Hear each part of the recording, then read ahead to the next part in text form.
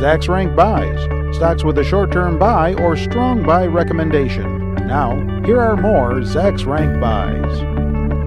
Hey, let's talk about momentum stocks now, shall we? Let's bring in Mike Vodicka. He's our momentum stock analyst at Zacks.com. He's got a couple of suggestions in that category for us.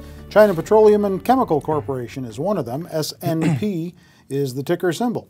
They're, I guess, in the petroleum, exploration? Yeah, actually, well, this China Petroleum and Chemical Corp is, it would be fall under the classification of integrated. Integrated, okay. Yeah, they do production, refining, and also distribution, too. So that provides them with a little bit more diversification. Okay. And basically, this is a playoff of what's happening with crude prices recently.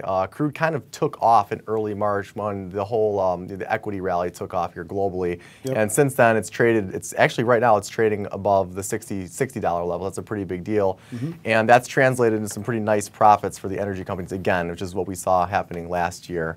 The company reported their first quarter results April 28th, and they're pretty impressive. Profit was up 85% from last year, so that's a pretty big jump. Yep. They said most of the gains came from the refining side, and they benefited from lower purchasing costs, buying the crude at the lower price, and then higher gasoline prices. So that's how they're able to produce those nice gains.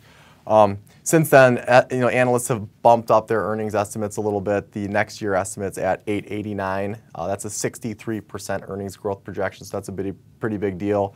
The macro level theme here is that the energy story is still very much in play. It looks like a good short-term and long-term investment, and we've seen that expressed in the share price of the company. It's gone from $50 in early March, recently topped off above $85. So it's a pretty nice gain on a short-term basis. It's a nice looking chart there. Yeah, definitely. All right, and then you want to talk about the Gap. The Gap GPS, the ticker symbol, is weathering the weak economy in the retail sector, specialty retail. Yeah, the Gap has done pretty well, and kind of like the previous company we talked about, the Gap is somewhat diversified because they function at the umbrella under 3 different companies, which is on the high end you have Banana Republic, and then Gap fills the mid-tier, and then on the bottom you have Old Navy. So that's kind of given them some cushion against some of the economic volatility that we've seen here.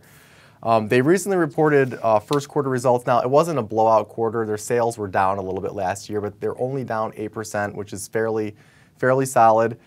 They did beat on earnings, however, and that's really the important metric that we look at. They came in a penny ahead of the consensus estimate, so that was a solid production right there.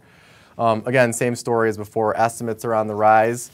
Investors are the company's optimistic, and we've seen that play out on their chart here. Just within the last, again, since early March, last 2 months, we've seen the share price go from about $10, and recently it crossed above the $18 mark. So some pretty solid short-term gains. All right. Do you own either of these two? No, I don't. Check out some other momentum stocks that Mike has written about on Zacks.com. Over in the upper right-hand corner of that homepage, click on the headline that's right next to the momentum listing, and it'll take you to his most recent story stock and an archive of some others. With Mike Vodicka, I'm Terry Ruffalo.